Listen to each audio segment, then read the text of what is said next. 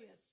Thank you for connecting this issue to the right to vote, to making sure, as some of your relatives said yesterday, that they never voted until they saw the corruption of that district attorney who refused to allow Ahmaud's killers to be prosecuted. But the people said, we'll take care of her. They voted her out of office. That's why we're here, because we vote. When we want change, we want justice, we vote. I want to also give credit to my co-leader, Darrell Jones, in the Transformative Justice Coalition, which I head up. I just want to remind people that in this moment, our challenge is from one end of this bridge to the other, the bridge of voter suppression, the footsteps of vicious voter obstacles, telling people that they cannot register to vote, taking away polling places, reducing the numbers, all the evil that we've seen. And in Texas, just this week on March 1st, last week, we saw people being, 30 to 40% of people being told that their ballot applications for mail-in ballots were rejected. You see, people, this fight is real. But what I want to remind them is that they can come up with every voter suppression law they want, but they forgot about one thing. They forgot about one thing. They forgot about us, because we are the fighters. We are the ones who will not allow anything to stop us. In fact, in this era, as we go from the bridge of an unjust democracy, we're seeking on the other side a more just democracy. Our vision of a multiracial democracy cannot be denied. And don't forget, in the spirit of Fannie Lou Hamer, in the spirit of the amazing Amelia Boynton, in the spirit of Ella Baker, in the spirit of the amazing Harriet Tubman and Sojourner Truth and Frederick Douglass and Dr. King and Congressman John Lewis and C.T. Vivian and so many others. In that spirit, everybody has to understand one thing as we move forward. That is that we are unstoppable. Thank you.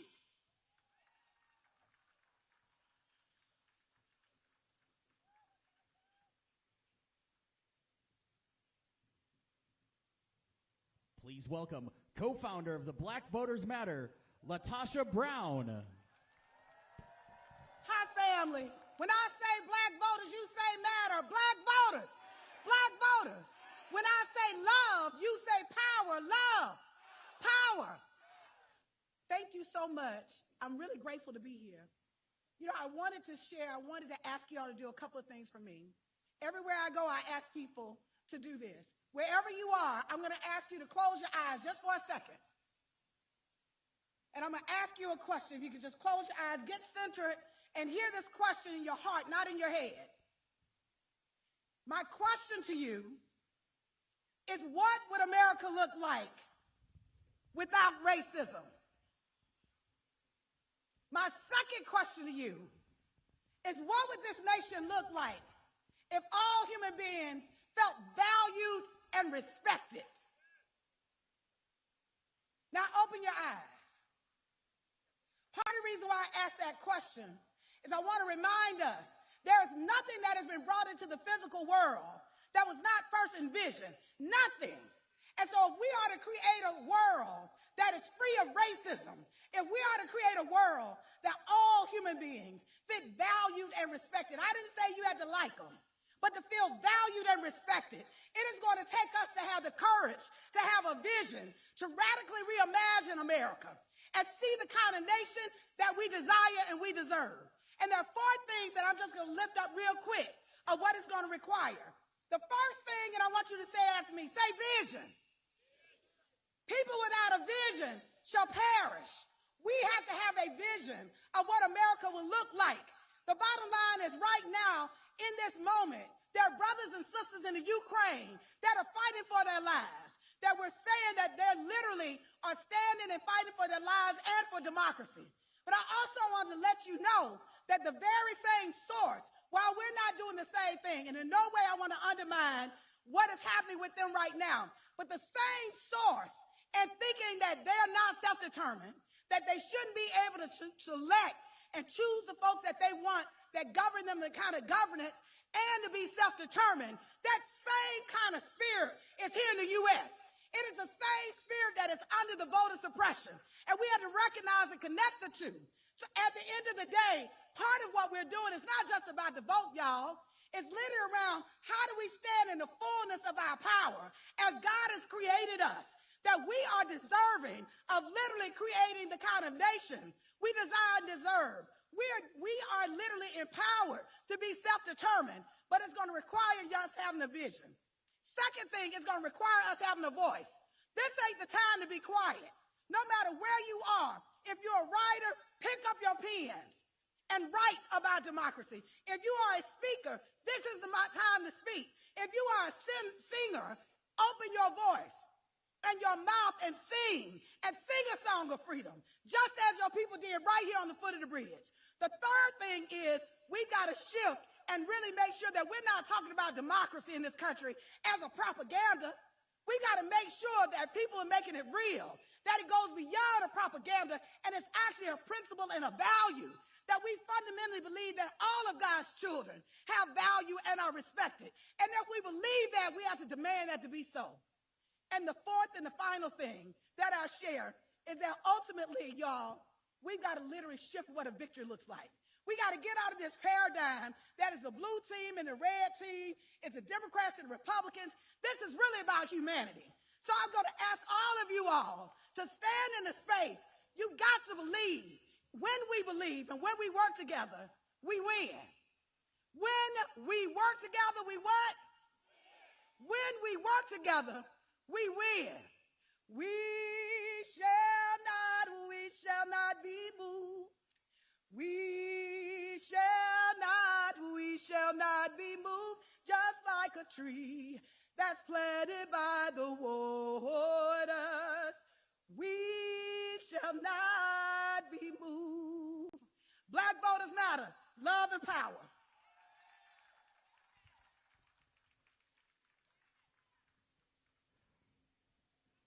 Please welcome President and Senior Lecturer of Repairs of the Breach, Bishop William Barber.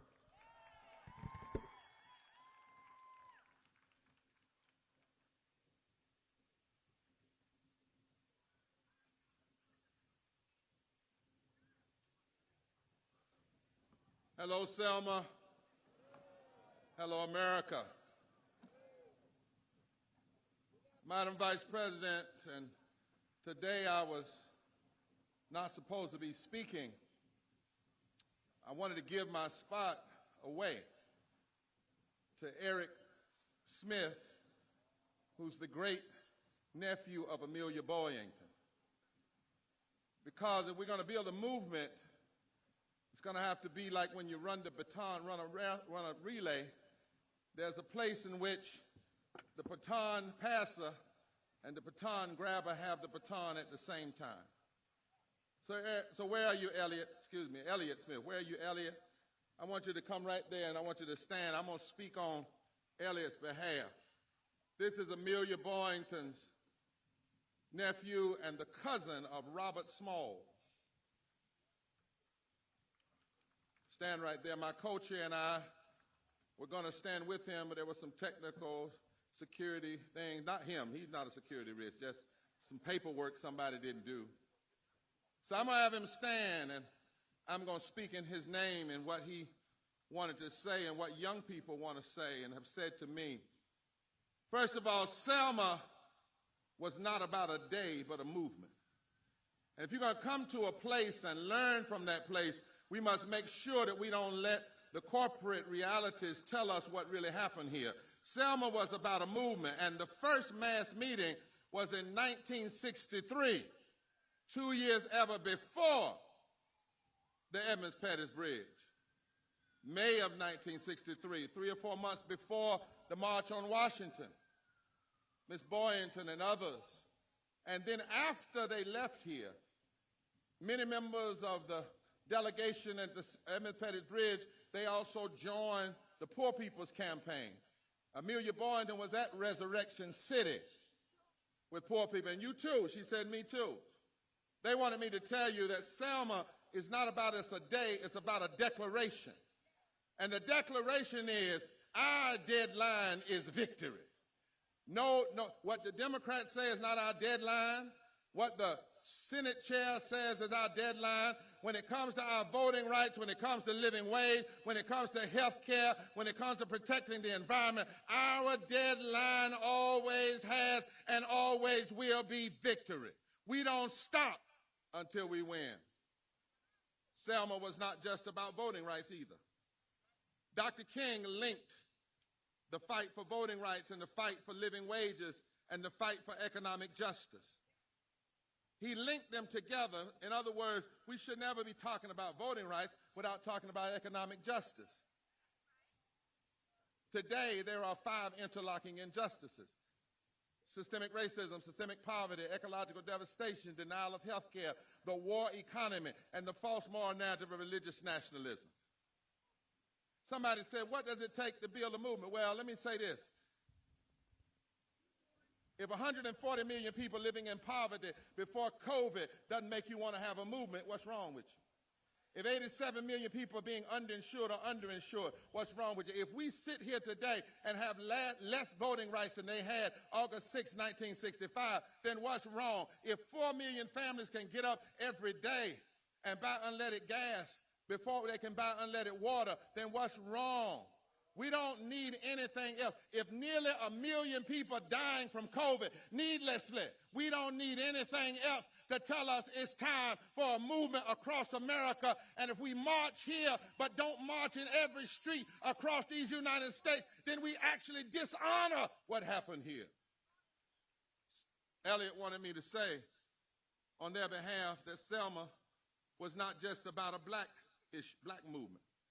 White folk were in the movement. Jews were in the movement. Catholics, young, old, male, gay, straight. And they built a campaign. Look at the pictures. It was diversity because they were fighting against the crisis of civilization and the crisis of America. They knew that forces wanted to keep poor black folk and poor white folk from each other because if they ever came together and voted, Dr. King said they could fundamentally shift the economic architecture of this nation. Elliot wanted me to tell you that when you know this, then that's why we have to mobilize in the streets, in the suites, and in the courts. When you know this history, then we can't accept Joe Manchin's compromise bill. I keep wondering now, why is it that we're going to accept the Joe Manchin's compromise bill and not go back to the John Lewis For the People Act that he wrote with his last breath? Why are we letting Washington set the agenda?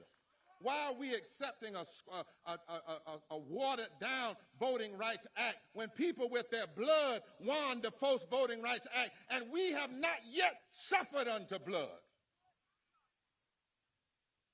Elliot wanted you to know. This is why we can't accept anyone, Republicans, Democrats, moderates, standing in the way of the full expansion of the Voting Rights Act and the full expansion of voting rights and the full restoration of the Voting Rights Act, and coupled with that, living wages. We should never separate voting rights from living wages and health care. It's all one fight for the people. And then lastly, over 40% of Alabamians are poor and low wealth. 60% of black folk are poor and low wealth in this country. That's 26 million people. 30% of poor white folk, that's 66 million people. But poor and low wealth people make up 32% of the electorate. It's the sleeping giant that Dr. King saw as he stood on the steps of the Montgomery State House. He saw it. And if he saw it, and if Amelia Boynton saw it in 65, help us if we can't see it today. And so Elliot finally wanted me to say to you that every now and then there comes a time you got to just say, I'm going to fight. You know, during this COVID fight, the one thing we have all had to wrestle with is the preciousness of breath. They said that if you got COVID and it was real bad, you could die because you'd stop breathing. I asked the doctor about this, and Bishop, the doctor, said that most of us got 6 minutes. That's it. 6 minutes. If you stop breathing, you got 6 minutes. And for a while, I was asking the question, some of the young people with Elliot and others, why am I still alive? Because I know I had been around COVID long before I caught it. I actually ended up catching it. But before I caught it, I had buried people. I had been around it. I knew one family that lost 21 members. And I asked the question, God, why am I still alive? And God's Spirit said, wrong question. You can never answer that question, why you're still alive. The only question you can ask is what you're going to do with the living that you have. That if you are breathing, the question is, are you going to take your 6 minutes, your 6 hours, your 6 days, your 6 weeks, your 6 months, your 6 years, or your 60 years and breathe some more democracy in this experiment called America? Are you going to breathe some justice into the land? Are you going to breathe some love into the land?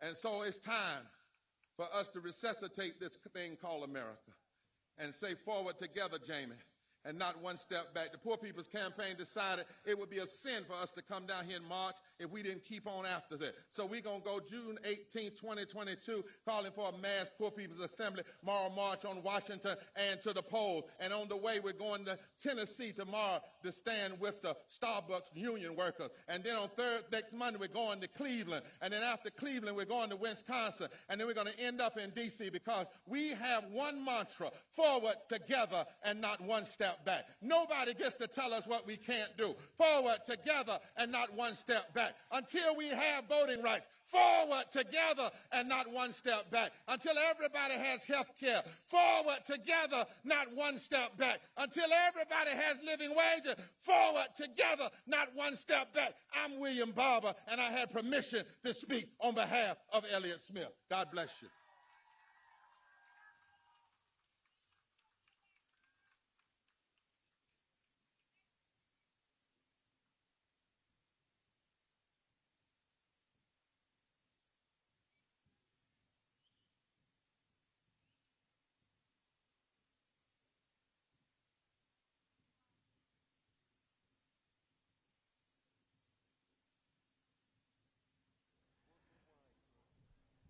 Please welcome President and CEO of the National Coalition on Black Civic Partnership, Melanie Campbell.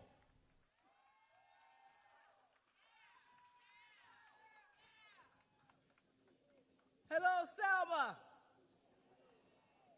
Hello, Selma. My name is Melanie Campbell.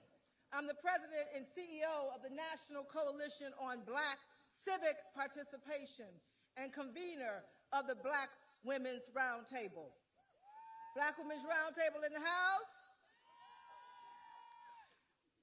I'm going to be brief because I've got other colleagues that are coming behind me. But I have to stop and thank Hank and Fire Rose Sanders. Where are you all? Are they here? Give them a hand because they have kept the Jubilee going. I see these young people wearing those shirts. It says Jubilee. What does that say, sister? Jubilee. Can we say thank you to Rose and Hank Sanders? Thank you. So I used to come here with Reverend James Orange when I was a student at Clark College, now Clark Atlanta University. We would come to Selma when the cameras weren't here. Every year. My sister Deborah Scott is here from Clark, Atlanta. And we'd walk that Edmund Pettus Bridge and SCLC, Reverend Dr. Joseph Lowry and Mrs. Lowry and Bernice and Martin and Andrea. We'd walk when there wasn't no cameras. I'm going to say it again. We'd walk that bridge that we're going to do today. Why? Because our freedom to vote has never really been the freedom to vote. One of my mentors, Corey Berry, would say, they're just loaning it to us, y'all. Because every 25 years, we have to go through reauthorization to enforce it. So I see all these young people out here today, and it warms my heart because I've been coming out here since decades now. And the bottom line is what's happening in this United States of America had happened to our predecessors who walked this bridge. John Lewis, Amelia Borton, the names that you've heard of. So today, we're here to walk that bridge. And why are we here? Why are we here? Because we want our right to what? We want our freedom to what? We want our right to what? We want our freedom to what? Last thing I'm going to say is when I think about the fact that we have our first black woman, South Asian woman, vice president, give her a hand for showing up. 2 years ago, I was here on the other side of that bridge with now President Biden, and we weren't sure what was going to happen. But at the end of the day, we are not going to let them steal our vote, are we? So what are we going to do? What are we going to do? What are we going to do? Stand up. Stand up. Stand up, Lee Saunders. Stand up. Stand up, fight back. What are we going to do? Stand up, fight back. What are we going to do? Stand up, fight back. That's what we're going to do today. We're going to cross this Edmund Pettus Bridge. We're going to keep the movement going. We're going to keep fighting. We're going to keep fighting until we win. Thank you.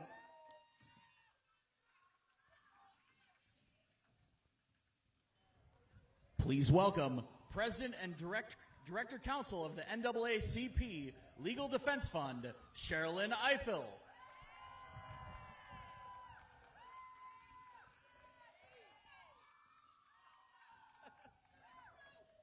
Good afternoon, everyone. It's hot, and you want to march, so I'm going to be brief, but I am going to speak because I have something to say. When we come here every year, we understand that what we are doing as we cross that bridge is something symbolic. It is meant to be a reaffirmation of what we believe and a rededication to our commitment to do this work of demanding racial justice. I lead the NAACP Legal Defense Fund. We were the lawyers for the team of Selma marchers in 1965, working on that final route to Montgomery and ensuring that it passed muster with the federal judge, Frank Johnson. And now it's time for us to reaffirm again our commitment to this work. When we cross the bridge, we can't be the same on the other side as we are on this side. When we get to the other side, we have to commit to be different. That means not only voting, that means holding our elected officials accountable when we vote them into office. If you haven't shown up at a school board meeting, a county commission meeting, a city council meeting, a mayor's breakfast, I want you to pledge that between now and the summer, you will do at least one of those. You will sit there, you will ask questions, you will prepare yourself to truly fight as a full citizen of this country. I know that if we do it, we can win, because in 1965, how many people crossed this bridge or attempted to cross this bridge and were battered? 50? 100? Look how many of us there are today. And look how many more resources we have available to us that they didn't have. We ought to be able to do better than they did.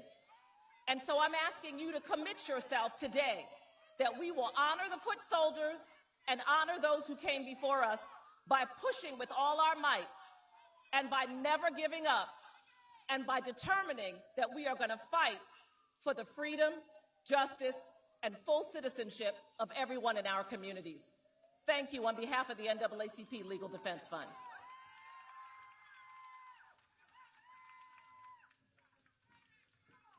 Please welcome founder of the Rainbow Push Coalition, Reverend Jesse Jackson.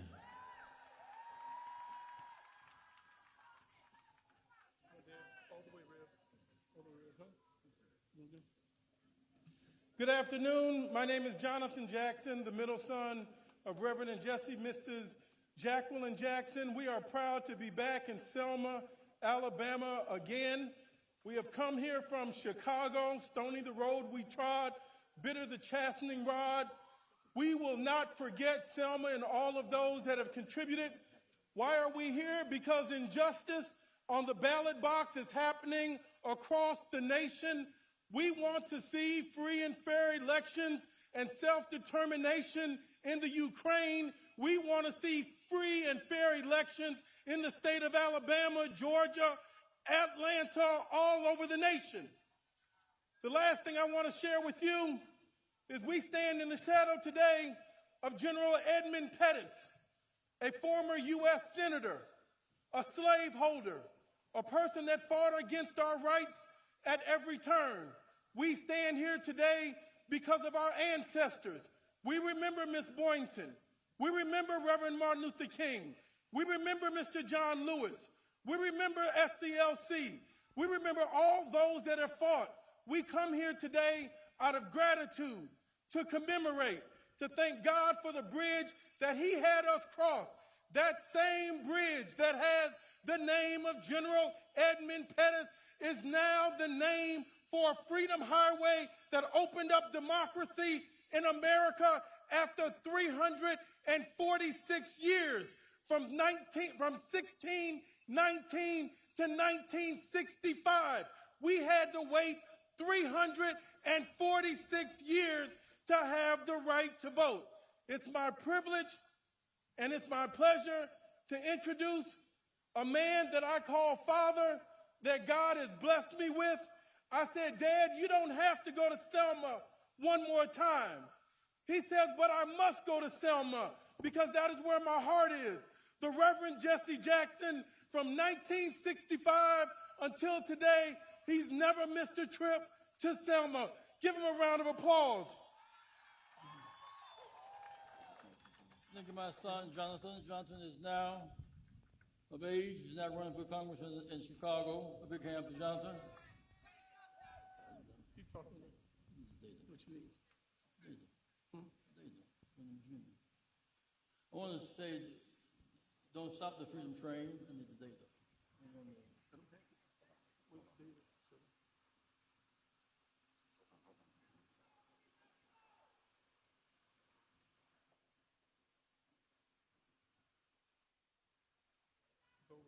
In the context of our struggle, we kind of go from Harriet Tubman to Rosa Parks. 1896 and 1940 looked at 5,000 lynchings of black people. Alabama 361, Arkansas 492, Florida 311, Georgia 589, Kentucky 168, Louisiana 549, Mississippi 594, North Carolina 183, South Carolina 165, Tennessee 313, and Texas 315. We come from a legacy of lynching, legacy of violence.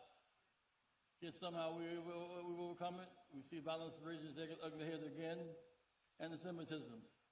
When the big victims of this struggle so far in Ukraine are the Russian people. They cut off information. They think, based upon what they see on the news, that the Russian soldiers are there to pass out food to the hungry people.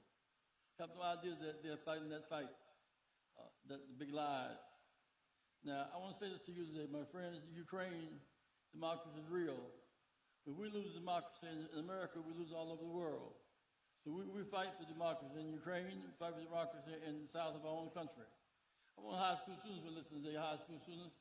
I want every high school senior to come across the stage in May and June, with the diploma in one hand, the voter card in the other. Chicago running a mayor, Lightfoot again, and in that city, 25,000 high school seniors who graduate. Diploma in one hand, voter card in the other. 160,000 junior college students. Everywhere you are in America today, make sure your high school seniors register and vote. High school diploma should be about part of the ritual. High school diploma and voter card. And what do you have to offer them? Well, if you register and vote, you can serve on juries. You have access to college. We fight for free access to junior colleges, community colleges around the country. We win the Senate, we get that bill through. Also in Alabama, given what we fought here against, so critical across the state, what we were fighting against at that time, lynchings in Alabama, Jefferson County, 29, Dallas, 19, Monroe, 17, Lowndes, 16, Pickens, 15, Butler, 13, Henry, 12, Montgomery, 12. Point is, we come from a mixed history, with a legacy of bloodshed and struggle. We see violence coming again at the hand of the January 6th movement. If our parents have survived that, there's nothing we cannot survive. Say this in closing, that you must believe we can make it. There's nothing but your spirit. We march today as a symbolic march. March through the 65 and blood was shed. It was not easy that day. We fought for the right to vote. I went to jail at 18 years old, 2 years ago. We're still fighting the fight. We're not going to give up the fight. We're going to win this. We're going to win this fight. So we'll win this fight. We'll win this fight. Win this fight. Because we matter. I am somebody. I am somebody. Respect me. Protect me. Never neglect me. And my mind can conceive it. My heart can believe it. I know I can achieve it. My mind is a pearl. I can do anything in the world. I will vote. My vote, citizenship. Our vote, citizenship. Our vote matters. Democracy for Ukraine and democracy for Haiti. Democracy for Ukraine, Haiti, and Mississippi. From this place, we launched the biggest movement the world has ever known. I want to express my thanks to all those who organized it, especially Rose and Hank. They deserve. Give Big Rose a hand, please. Hank Sanders. Love you very much, guys. See you on the bridge.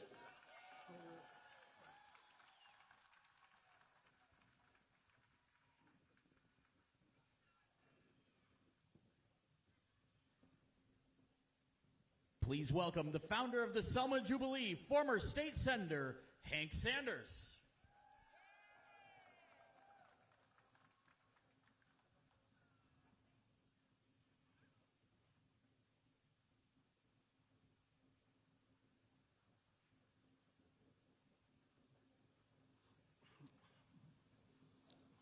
Good afternoon, my brothers and sisters. First, I want to, as a co-founder of the Bridge Crossing Jubilee and as a person who helped to organize all of this each year, along with my dear wife, Fire Rose Teray, who is really the moving force, I want to thank each of you for coming and each of you for participating, each in your own way. So I say thank you. The Bridge Crossing Jubilee is the largest annual gathering dealing with civil rights and voting rights in this country and perhaps in the world. And so it's always a struggle. So if you want to help the Bridge Crossing Jubilee, then we want you to text Selma 2, that's T-O, not the letter 2, but the words T-O, 44123, 44123. Second, we cannot out-organize all of these repressive laws that they are passing. But we can overcome them if we have a movement.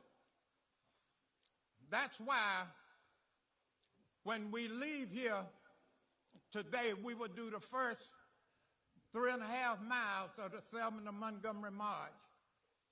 And then each day, they'll do 10 or 11 miles. And then on Friday, they'll do another 4 or 5 miles.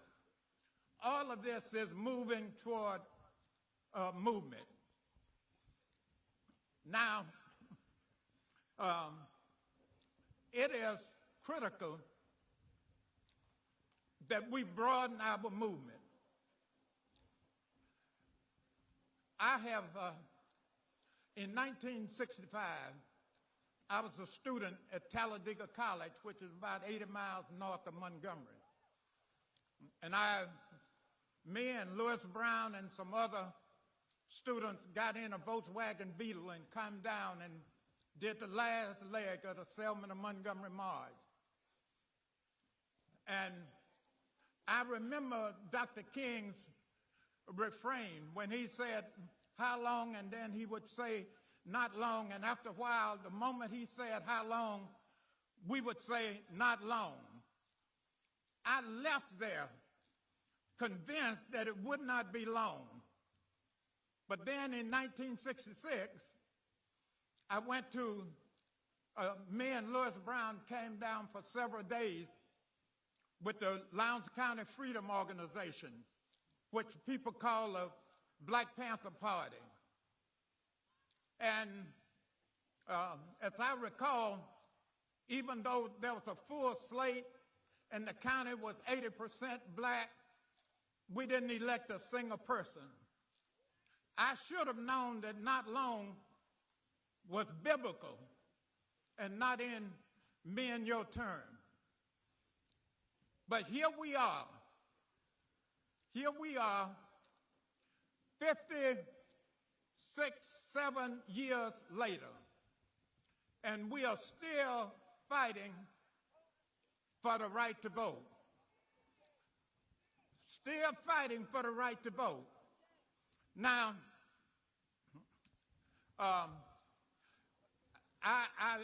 sometimes when we are tempted to think that it's too much of us. And I end on this. When I think it's too much for us, I think back to 1965. One side had everything. At that time, they had all the voters, all of the elected officials. They had all of the police. They had all of the guns and gunmen. They had all the business and jobs. They had all the banks and money.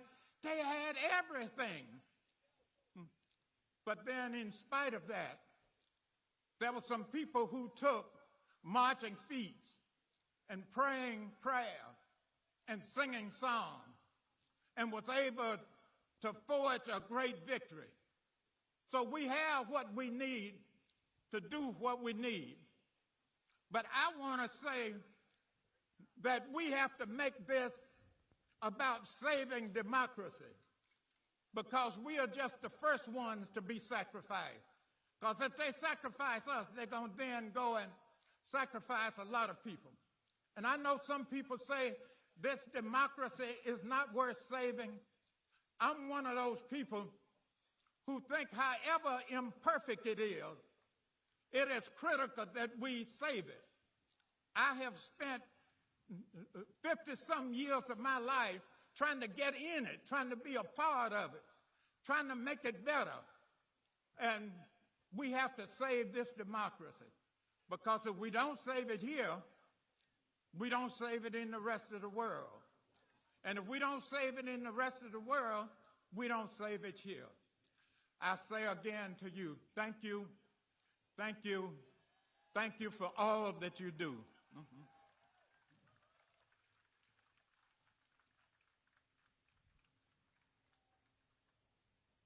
Please welcome Liz Schuler and Lee Saunders from the AFL-CIO.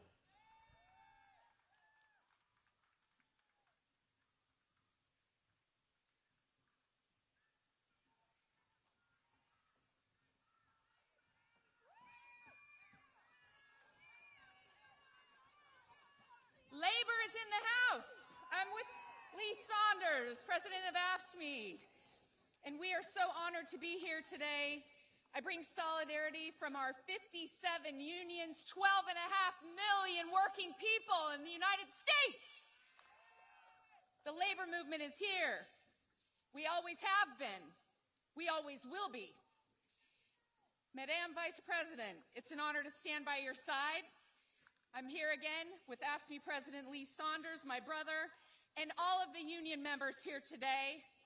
This fight, the fight for civil rights, the fight for voting rights, is a union fight. And to the event organizers, especially Hank and Rose Sanders, thank you for keeping the spotlight on Selma. In January, when the Senate blocked voting rights a few days after Dr. King's birthday, I remember feeling exasperated, heartbroken. Why is it so hard to pass something we should all agree on? But standing here at the foot of this bridge, I am reminded that our civil and labor rights heroes have overcome greater obstacles than the filibuster. John Lewis was beaten within an inch of his life, but he didn't stop. And the Civil Rights Act and the Voting Rights Act became the law of the land. Striking sanitation workers, AFSCME members, took on entrenched racism in the city of Memphis in the United States of America and won. And Dr. King gave his life in the process. All these years later, there are workers at an Amazon plant here in Alabama, most of them black, demanding the same dignity and rights as their forefathers in Memphis. All these years later, we are still fighting for the fundamental right to vote, for our very democracy, in the face of a power structure built on keeping people of color down. But I think Dr. King's dream and his drive, he would say, finish the job. I think about John Lewis, bloodied and beaten, carrying on, moving forward, inspiring generations, and it fills me with hope. I have hope that we will pass the bill that bears his name, the John Lewis Voting Rights Advancement Act, and the Freedom to Vote Act right alongside it. And let us pledge on this day, on this bridge, to never, never give up. And the heroic labor leader, Bayard Rustin, said, "We need, in every community, a group of angelic troublemakers." With the angels of Dr. King, Congressman Lewis, and so many others guiding us, let's make good trouble. Let's march, let's protest and fight and lobby and take a rest if we have to. Let's keep doing it every single day to win voting rights and worker rights and democracy for all. Thank you so much. Lee Saunders, President of AFSCME. Good afternoon, everybody. Good afternoon, everybody. Now, are you here to raise some good trouble? I want to ask that question again. Are you here to raise good trouble? That's what all of us must do. No, 57 years ago, folks marched on this bridge, sacrificing, getting beaten up,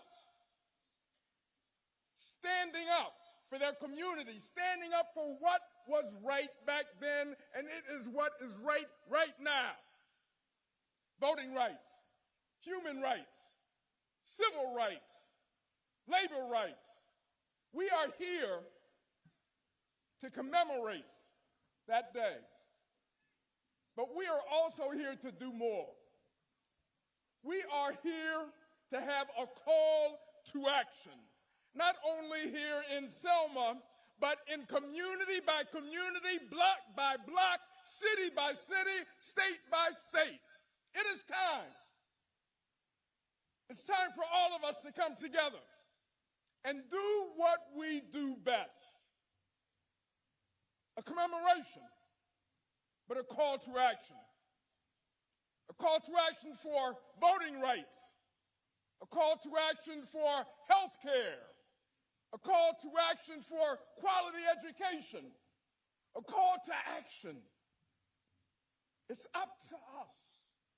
It's our responsibility to carry this torch forward. Are you ready for that? Are you ready to carry that torch as our forefathers and foremothers did? Are you ready? Are you ready to raise some hell? Are you ready to raise some hell, hit the streets, organize, mobilize, and educate like never before? If we do that, we can win. All of us together. Let's get the job done. All right.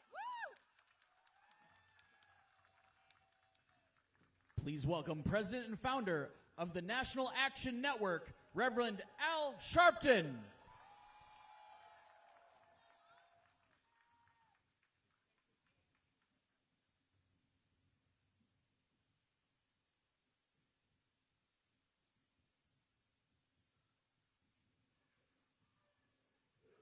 We are ready to march.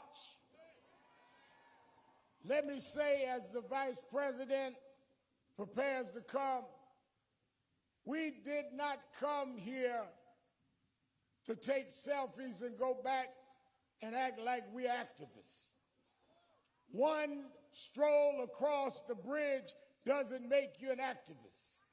They did not march 57 years ago here to get their picture taken.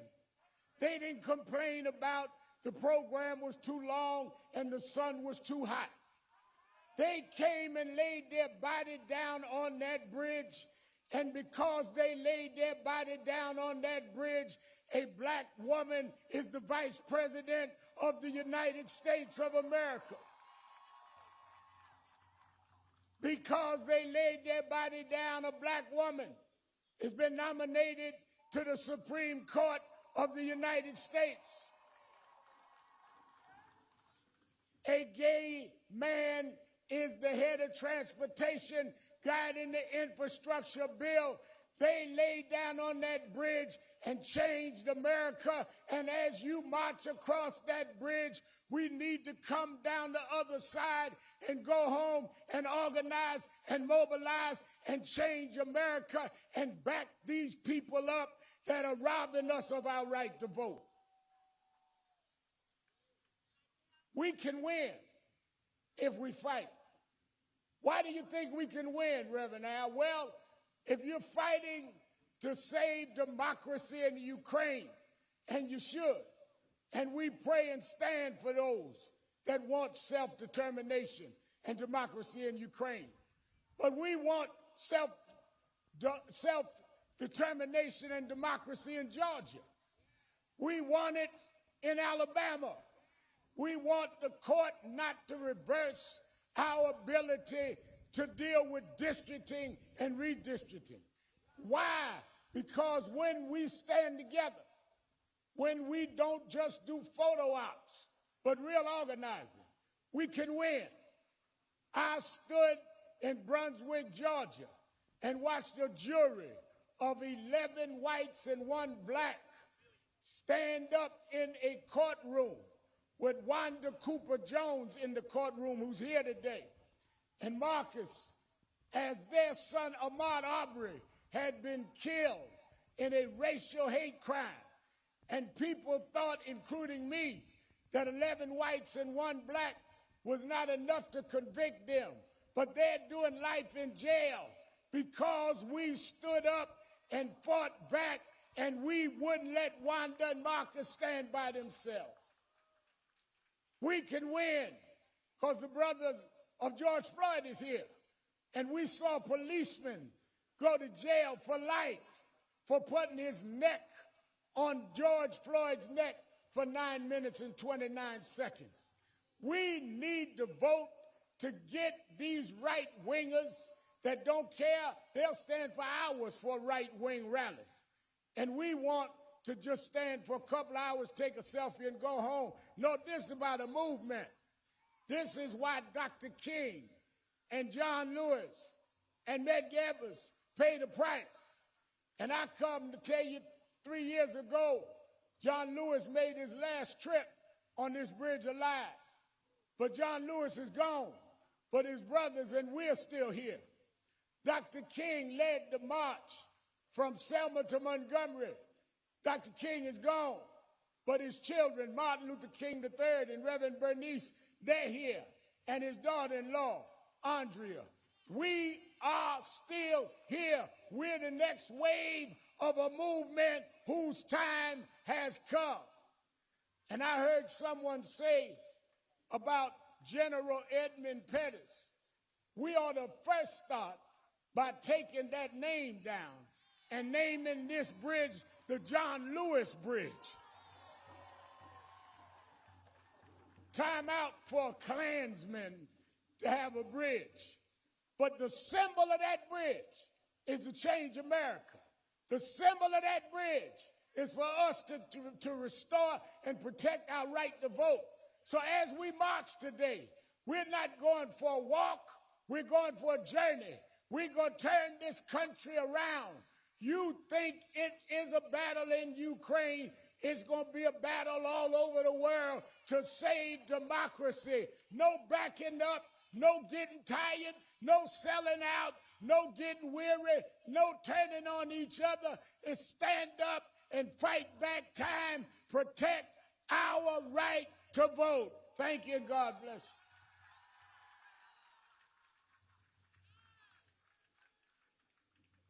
Please welcome President and CEO of the Southern Christian Leadership Conference, Dr. Charles Steele.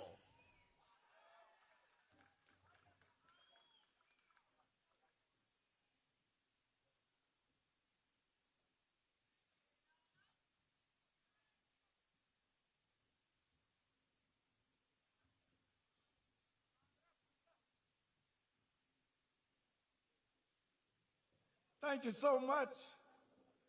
I'm not going to be that long. My colleagues in the civil rights movement has pretty much done a great job.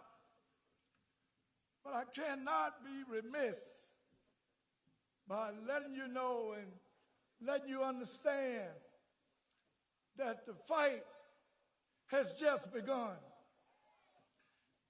What you must realize, in my being President and CEO of the Southern Christian Leadership Conference for almost 16 years, I've learned a lot. I thought I knew something, but in this position, I brought on a lot of enemies that said, we don't want SCLC to exist. We don't want the civil rights movement to exist. And the fact being is that we as a people, African Americans and all civil rights organizations, we have a great responsibility because the whole world is dependent upon us. See, I've been to Moscow, Russia. I met with former President Mikhail Gorbachev, who knocked down the Berlin Wall. I've been to Ukraine, killed Ukraine. I built relationships all over the world. And everywhere I go, they tell me, still don't stop the movement, because if you stop, we stop, and we will continue to be oppressed. I tell you here today, African Americans and fair-minded thinking of all background and ethnicity, our time has come. Many times you have to give up the supreme sacrifice, your life. You have to give it up. You cannot be a scared person and fool around with this movement. You cannot be made out of any type of fearness where folks will tell you that they will destroy you and kill you. You have to be willing to die for freedom. Freedom ain't free. You have to pay for it. And all about economics. 2% of all of the money in the last 2 years that was given in loans, financial loans, to people in this country, only 2% was African Americans, people of color. Something is wrong with that. We are in economic slavery. But let me go a little further, something that folks don't like to talk about. Racism is a virus. Racism will kill you like COVID-19. It was discovered by the CDC last April in the medical research that if we don't get healing in this country, that racism has passed from one generation to another. Ladies and gentlemen, we must be healed in America. America has never been healed from slavery. America has never been healed from the racist embeddedness in terms of the way they treat African Americans. They treat us subhumanly. I'm not afraid to say it. I'm willing to die for it. Are you? Are you willing to die for your freedom? And then when black folks get in office, you can't forget where you come from. You got to stand up and bring the rest of us back. Politics has never freed the oppressed. The oppressed must free politics. God bless you, and I love you.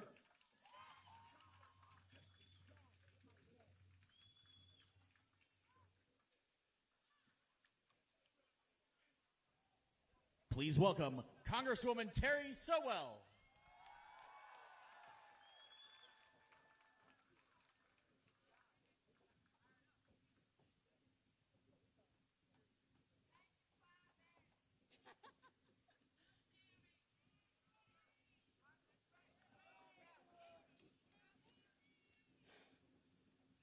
Stony the road they trodden, bitter the chastening rod, felt in days when hope unborn had died, and yet with a steady beat have not our weary feet come to the place for which our fathers died. Yes, stony was the road our ancestors trod, but what courage and faith they must have had to get to this place on this day, 57 years ago.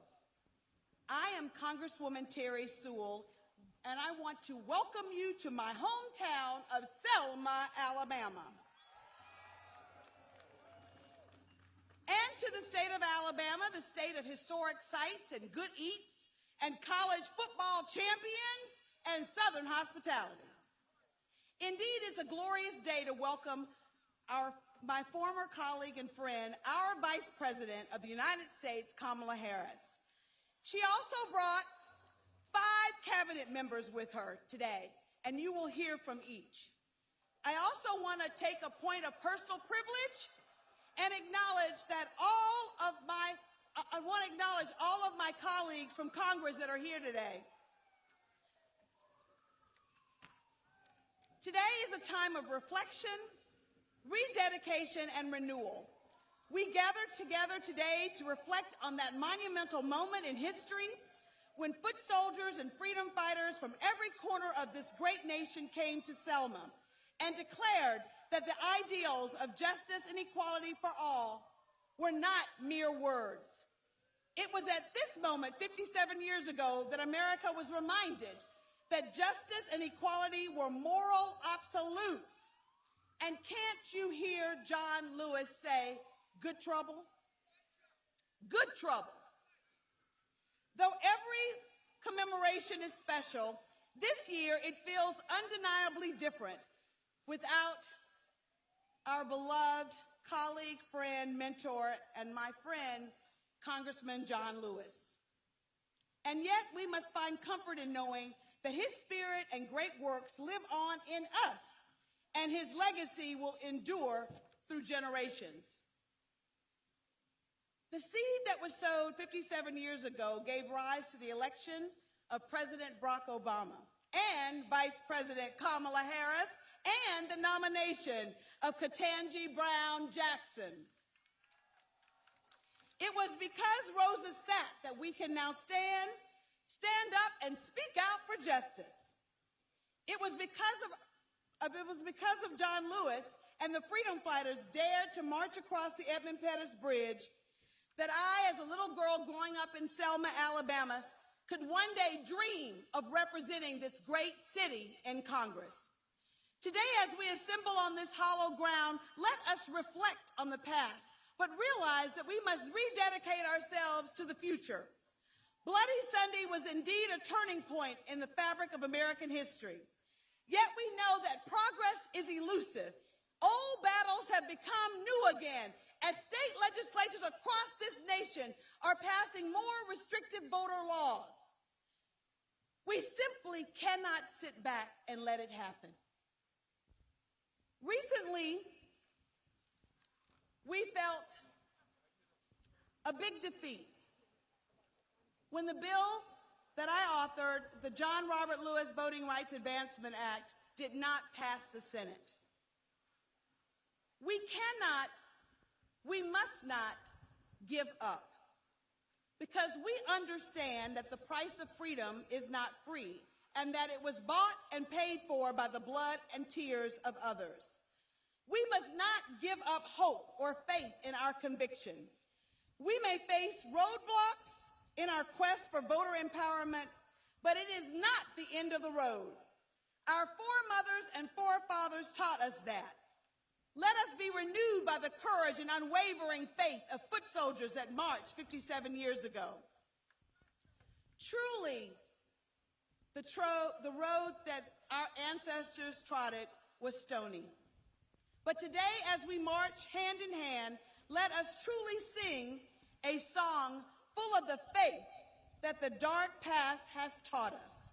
Let us sing a song full of hope that the present has brought us.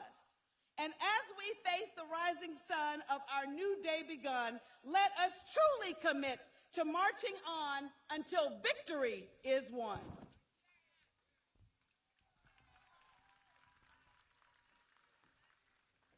Please welcome Deputy Secretary of Veterans Affairs, Donald Remy.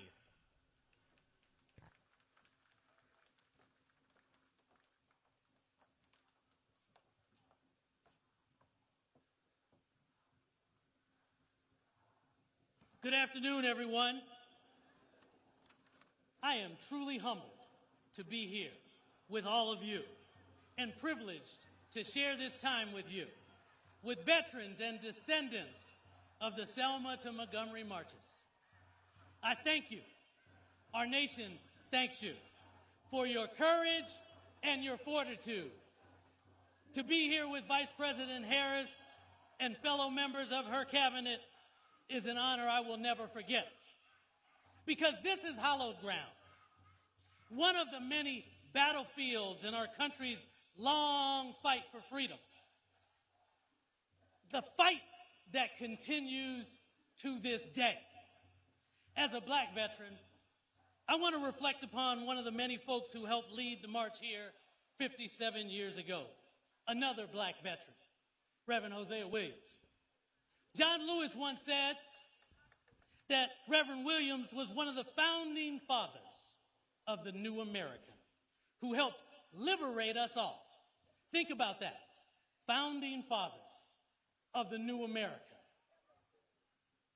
Well, before he was our founding father, he was a staff sergeant, a veteran of the bloody battles of World War II. Grievously wounded, Williams was a Purple Heart recipient, a man who gave so much for this country, so much for all of us, a hero. But you know what? When he came home, he wasn't welcomed as a hero. Even in uniform, Staff Sergeant Williams faced racism, Jim Crow, brutality. And when he marched across this bridge, shoulder to shoulder with John Lewis, he was beaten bloody for exercising the very freedoms he spilled blood to defend in war. Beaten for marching for justice, beaten for marching for equality, for the right to vote, beaten because he was a black man. Righting those wrongs and others is what the march was about. It's why we're still here today, building a better future with Vice President Harris and the Biden-Harris administration leading the way. But words aren't enough. Reminding people it's not enough. Action and outcomes are the only things that will ever be enough. So at VA, I want to tell you, we're taking action. We're addressing racial inequities affecting black veterans we serve. We're working to make sure all veterans have equitable access to VA benefits and services. We're embracing equity into everything we do to reduce, no, not reduce, to eliminate disparities in our system. From mental to maternal to cardio care, we're finding and we're closing gaps for Black veterans wherever they might exist. We're researching disparities on PTSD ratings among Black veterans. We're removing factors causing disparity in kidney disease diagnoses among Black veterans, placing maternity care coordinators at every facility to reduce maternal deaths, which are all too common among Black women veterans. We're working with our HBCU community to improve outcomes by creating a workforce that looks like America and the veterans we serve. All veterans, no matter the color, deserve the same high-quality care. We're also working to assure veteran access to that most sacred right, the right that they fought for, the right that some died for, the right to vote. When President Biden calls this our mission, he says this is the foundation of American democracy. So at VA, we're doubling down. We're doubling down on the voting support we already provide, expanding access where we can, and looking to do even more everywhere we can. Already, we're providing voting assistance for tens of thousands of inpatients and residents at our hospitals, at our nursing homes, at our treatment centers. Already, we're helping homebound veterans and their caregivers vote. And I'm excited to announce right here, right now, VA's putting voting access right at the veterans' fingertips by linking vote.gov on the VA websites veterans visit every single day. They go there to get their health care. They go there to get their benefit information, their medical information, and much more, and now they can go there for voting information. In short, we're fulfilling this president's executive order on promoting access to voting. To include, we're exploring VA's potential for designation under the National Voter Registration Act. Now, I've got a lot more I could say about what the VA is doing, but for me, it all boils down to this. For too long, too many Americans have fought too hard around the globe to protect our rights and freedoms, only to come home and have to fight brutal battles for their own rights and freedoms. Americans like Hosea Williams. Well, those fights at VA are over. Those fights in this administration are over. We're going to get Black veterans the care, the benefits, the services they deserve, like all veterans. We're going to help guarantee all our veterans have a right to vote. We're going to keep this country's fundamental promises that have been broken for far too long.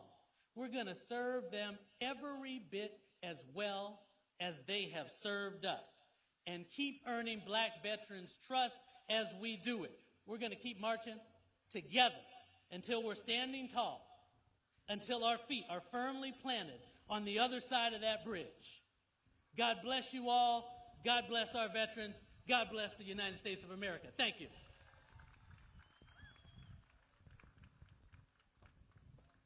Please welcome the Administrator of the Environmental Protection Agency, Michael Regan.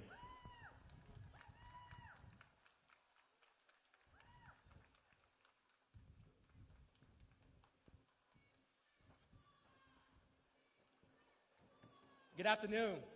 It is such an honor to stand here today on this most sacred ground, a ground infinitely stained by the blood, sweat, and tears of our brothers and sisters who marched towards justice 57 years ago.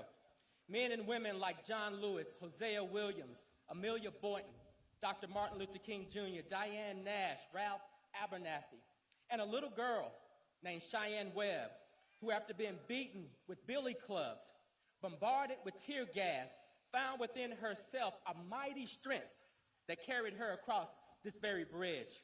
We gather here today to heap praise on the legions of giants who suffered unspeakable violence, who faced indignity after indignity, and who, sustained by the faith and the hope and the love in their hearts, changed the shape of America forever and for everyone.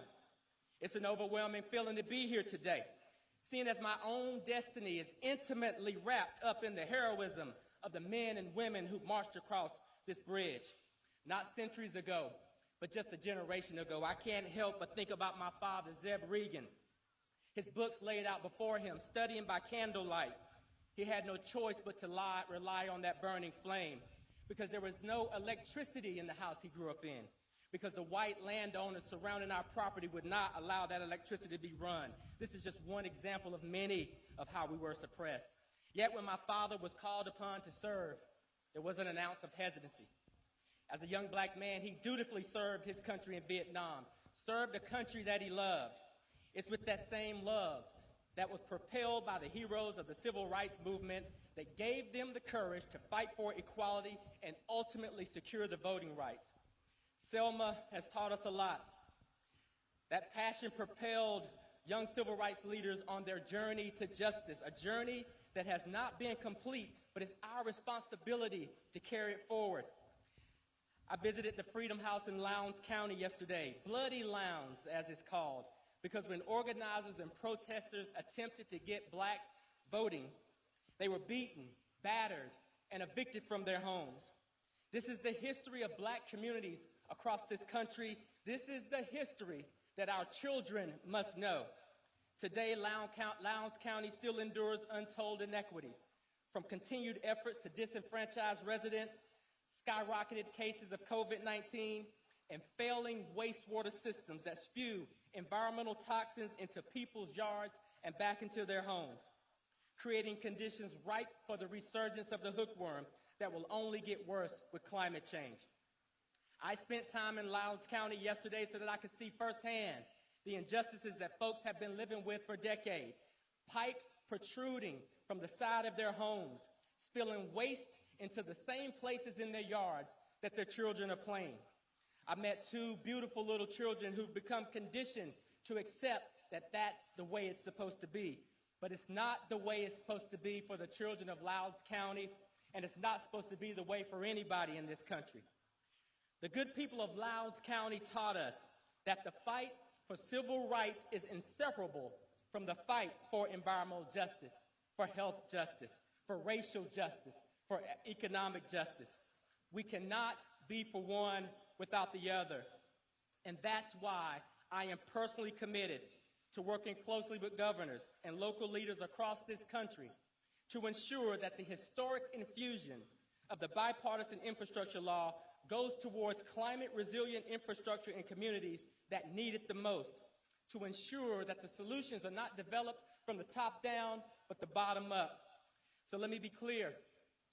Everything we do, everything I do at the United States Environmental Protection Agency will be rooted in the realities and the demands and the aspirations of communities who suffered at the hands of indifference, neglect, and inaction.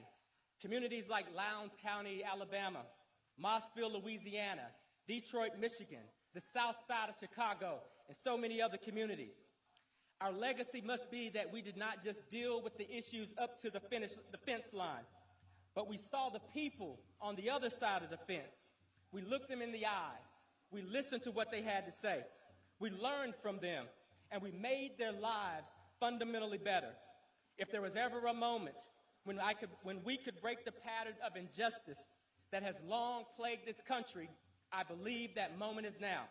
So let us honor the legacy of civil rights heroes on whose shoulders we stand by seizing this moment. Thank you. Please welcome the Secretary of Education, Miguel Cardona.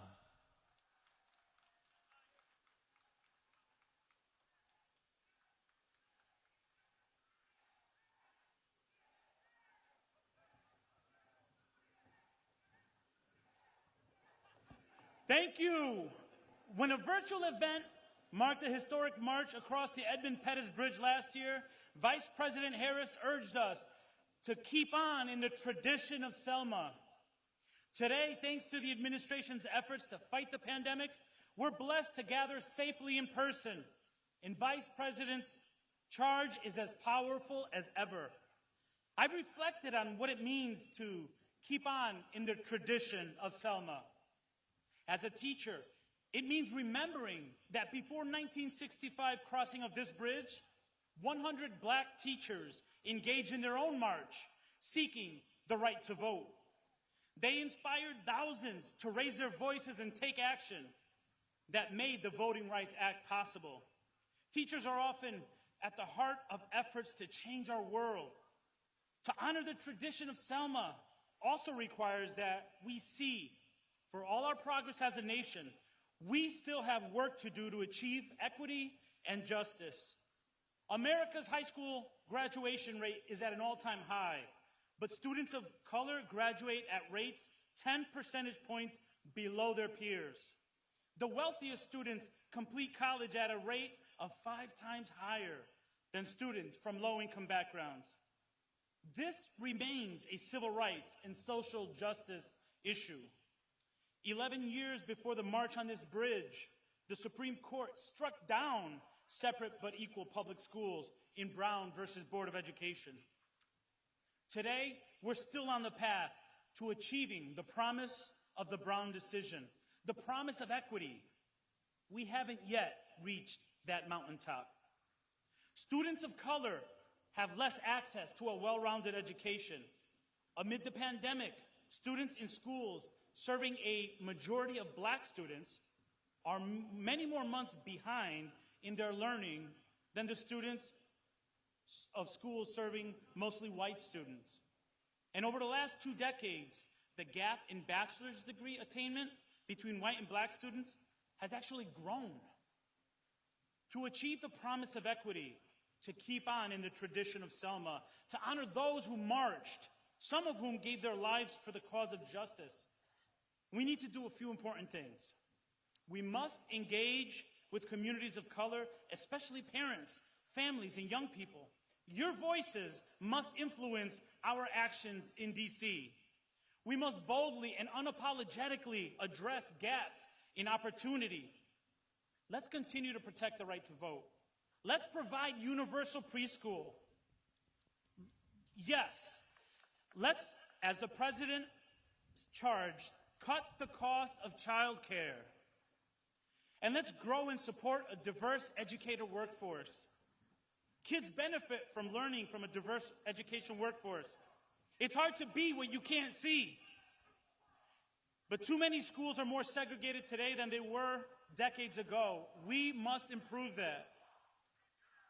The president called on Congress to increase the Pell Grant by more than $2,000. Let's get that done. It's not enough to lock arms today and return to complacency tomorrow. Let's make sure our HBCUs get the support they need to educate the next generation of leaders, like our wonderful Vice President, Kamala Harris.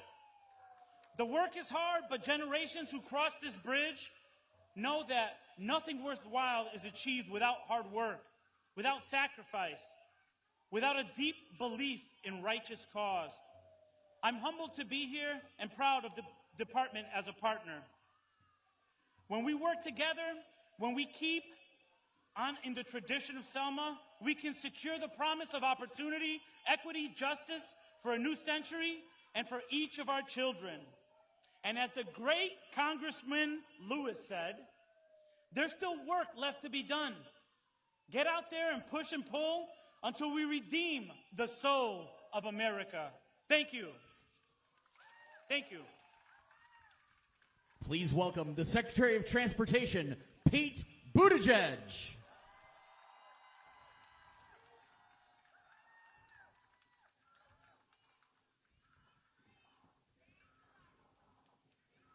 Good afternoon. What an honor to be with you, to be with my cabinet colleagues, and to be with the Vice President. It's impossible to stand here and not think of what it was like here 2 years ago. My first time in Selma and my last time in the presence of Congressman John Lewis. I can never forget his voice that day, even as late into his illness as he was, how that voice thundered across this place, telling us how he thought he would die on this bridge, urging us to carry on that struggle he so heroically served. He and the other marchers hallowed this place and their example calls us to examine how we are making ourselves useful to the cause of racial justice and equal rights. Now, some are asking what transportation could possibly have to do with racial justice. Some have been asking that very pointedly. So it's all the more fitting that we're here at this bridge, this piece of infrastructure that became a battleground in the struggle for equal rights. This place that reminds us how transportation and civil rights have always been related. From the ships that carried so many into bondage, to the ferries and wagons of the Underground Railroad that transported so many to freedom, from the train car at issue in Plessy versus Ferguson, to the bus where Rosa Parks decided to keep her seat. We are reminded again and again how deep is that relationship between the physical movement of human beings and the social movement that changed this country. And so it falls to all of us who work in transportation to carry that movement forward. Whenever a highway was built right through a black neighborhood that lacked the wealth or the power to demand that that road take a different course, it falls to us to do something about it. Wherever a generation of jobs working on infrastructure right in a community of color excluded those workers and businesses actually rooted in those communities, it falls to us to do something about it. Wherever the ranks of those who work in transportation, from airline pilots to cement finishers to officials in my department, wherever they do not reflect the diversity of this country, it falls to us to do something about it. And I'm proud to say we are doing something about it, especially now that our president and vice president are leading this investment in America's transportation infrastructure. We won't let this time be like the past. This time we are seeing to it that no one will be left behind. No one will be left behind when we're looking at who will be served by the construction of a bridge or by who might be displaced by the expansion of a road.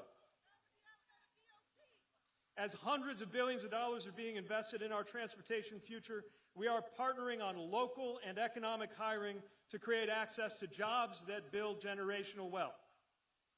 We're working with HBCUs to make sure a range of careers in this field, including the makeup of my department, capture the aspirations of a new generation of black professionals. We're working with cities and states to see to it that black pedestrians who are more likely to lose their lives on our roadways see the benefits of safer streets. That black commuters who are more likely to count on public transit see the benefits of new buses and improved subways.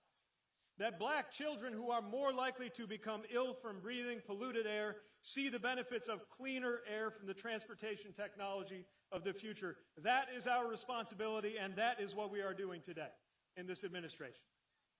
We will ensure that no one is left behind. And in this time, when some would rather ignore our past than come to terms with that past in the service of a better future, we're here to put ourselves in contact with history so that yesterday's examples guide us in building our own bridges to that more equitable tomorrow. Thank you for the chance to address you, and thank you for your commitment. It's an honor to be with you.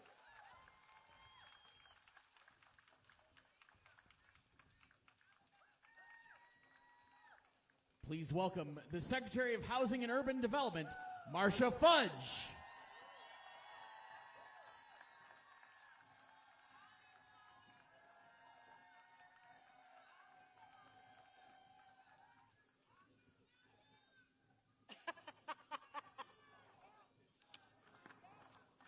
Listen, I left half my pages right back here because I know it's hot, so I'm just going to say a few things to you. First off, I just want to say that the preamble of the Constitution begins with 17 words, defining words. We are the people of the United States. In order to form a more perfect union, we must establish justice.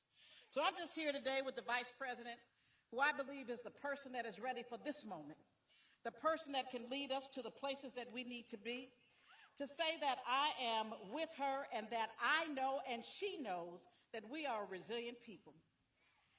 They all used to tell us when we were kids, what doesn't kill us makes us stronger.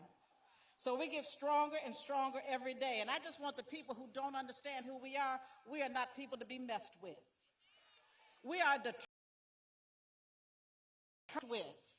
And so on this sunny Sunday afternoon in Selma, I say I am encouraged that he is able. In this country, I am encouraged that we are able to change the order of things in this, because we are we the people.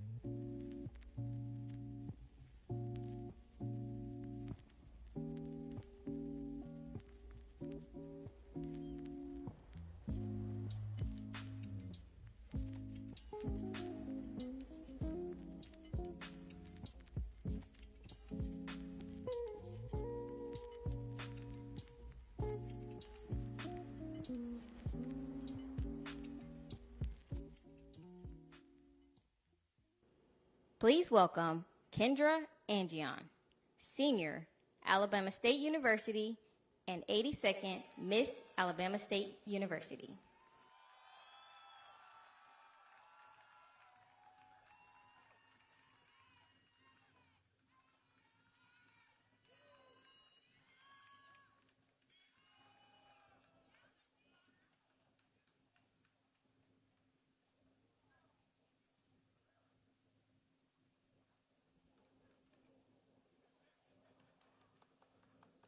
Well, good afternoon, Selma. Visitors and distinguished guests, I am Kendra Angion, and I am proud to say that I am from the historic city of Selma, Alabama. I am a secondary education English major at my HBCU, Alabama State University, where I currently serve as the 82nd Miss Alabama State University. I would also like to add that I am a member of the Beta Pi chapter of Alpha Kappa Alpha Sorority Incorporated. As a product of the Black Belt, granddaughter of Wilcox County civil rights activist Mrs. Rosetta Angion, and niece of a Bloody Sunday foot soldier and student activist Mary Angion Robinson and Alberta Buchanan, I am delighted for this opportunity to reflect on and show respect for the courageous actions of approximately 600 marchers who attempted to cross the bridge on March 7, 1965. Today, as I stand on the foot of this historic landmark, I have the privilege of introducing a woman whose passion and determination for serving others has led her to become one of the most influential women in history, the Vice President of the United States, Kamala Harris. It speaks volumes to have the Vice President of the United States in Selma on this historic occasion as we commemorate and celebrate the sacrifice of blood, sweat, and tears that were shed by so many to secure voting rights. Your presence underscores the importance of this event for advancing civil rights for many throughout our nation. So it is my prayer that for many years to come, that Vice Presidents and other distinguished guests will make the annual pilgrimage to Selma, Alabama, to help us remember and recommit to this worthy cause. Now, ladies and gentlemen, I would like to introduce to you all the Vice President of the United States of America, the Honorable Vice President Kamala Harris.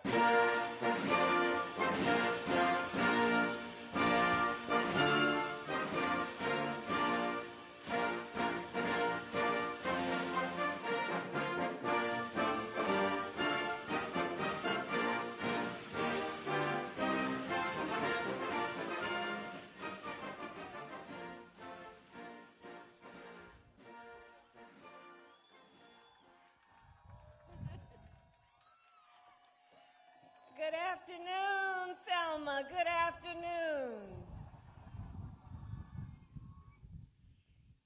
Kendra, thank you for those inspiring words. In the great tradition of Alabama State, you are a leader of outstanding passion and purpose, and it is wonderful to have shared the stage with you. So, Selma, before I begin, I want to say a few words about the situation in Ukraine.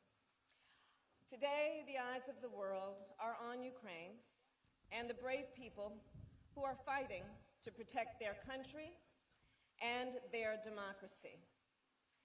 And their bravery is a reminder that freedom and democracy can never be taken for granted by any of us. With that, it is a privilege to be among so many distinguished leaders, dedicated activists, friends, and American heroes, and to be with so many members of Congress, of our cabinet, who are all representing our nation and representing our administration.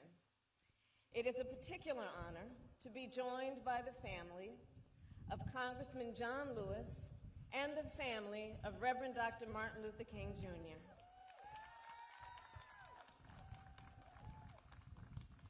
So today we gather here on hallowed ground. It was a chilly Sunday morning, 57 years ago, when 600 brave individuals set out from Selma. They were marching for the most fundamental right of American citizenship, the right to vote. They knew that if they wanted true freedom, if they wanted to claim what was theirs by birth and by right, they had to march on this bridge on that day. They were prepared for the worst. And on this bridge, on that day, the worst found them. Their peaceful protest was met with crushing violence. They were kneeling when the state troopers charged. They were praying when the billy clubs struck. On this bridge, on that day, those brave marchers continued to push forward to secure the freedom to vote. And they were pushed back. Today we stand on this bridge at a different time. We again, however, find ourselves caught in between injustice and justice, between disappointment and determination, still in a fight to form a more perfect union. And nowhere is that more clear than when it comes to the ongoing fight to secure the freedom to vote. A record number of people cast their ballots in the 2020 elections. It was a triumph of democracy in many ways. But not everyone saw it that way. Some saw it as a threat. And so, as powerful people have done many times in our nation's history, they launched an assault on the freedom to vote. Across the country, states passed anti-voting laws, laws that ban drop boxes and restrict early voting, laws that make it illegal to give food and water to voters who are standing and waiting in line, laws that, put simply, make it much more difficult for people to vote with an expectation that then we will not vote, undemocratic laws, un-American laws. And so last year, we all joined together, we locked arms and lifted our voices and fought to pass federal voting rights legislation. We brought the Freedom to Vote Act, and yes, the John Lewis Voting Rights Advancement Act, to the floor of the United States Senate. And on the night of January 19th, every Republican senator in the United States Senate voted to block passage of this law. Over the past few months, I have traveled our country talking with so many people about our fight, our collective fight, to safeguard and strengthen the freedom to vote. Faith leaders, community leaders, students, activists, and organizers. And yes, people are tired and frustrated, and at times scared. Scared that we risk losing the rights we fought so hard to win. I believe at this moment we are faced with a choice that we have faced many times before. Do we stand or do we fight?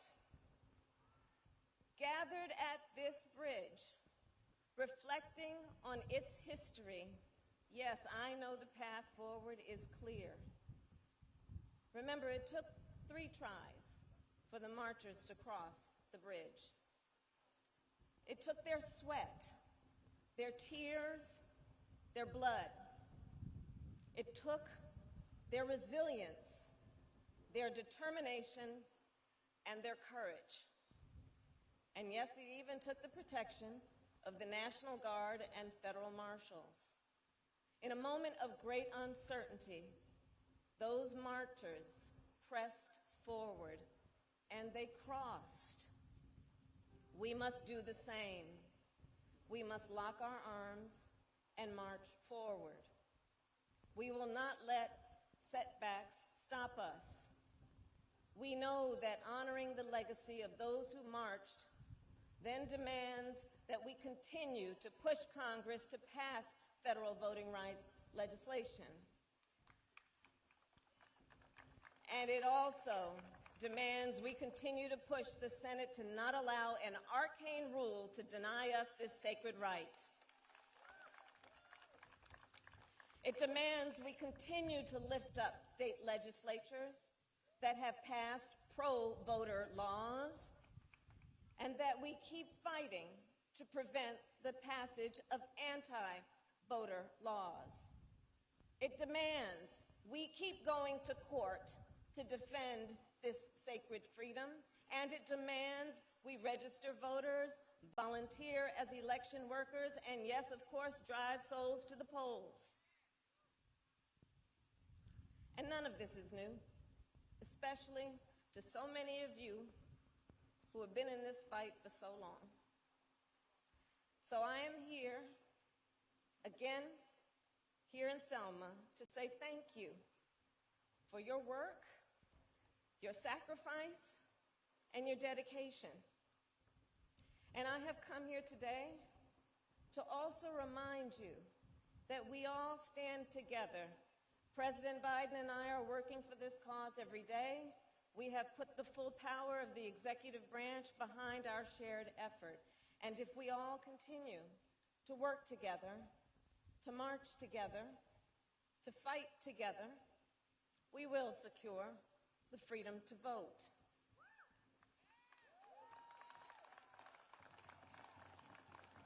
Selma, the future of our democracy is being decided now by you, by us, by the people. And ultimately, you are the ones, we are the ones who must protect the freedom to vote. And we must not stop there. Those who marched across this bridge, yes, they marched for the freedom to vote. They also marched for all the rights and freedoms that voting unlocks. They marched for economic justice, for social justice, for racial justice. And we must do the same. We must fight to ensure all the people of our nation, no matter where they start, have the opportunity to succeed. We must fight to move on why it matters. Just think, last week, President Biden made history when he nominated the first black woman, Judge Ketanji Brown Jackson, to the highest court in our land. The court where decisions are made about the constitutional rights and liberties and freedoms of every American to generational effect. And I'll tell you what I think you know. Judge Jackson is a phenomenal jurist with a record of excellence, a record that proves her commitment not only to public service, but to equal justice and equal rights. And as she makes history, Judge Jackson, like us all, stands on the shoulders of giants. She and we are their legacy.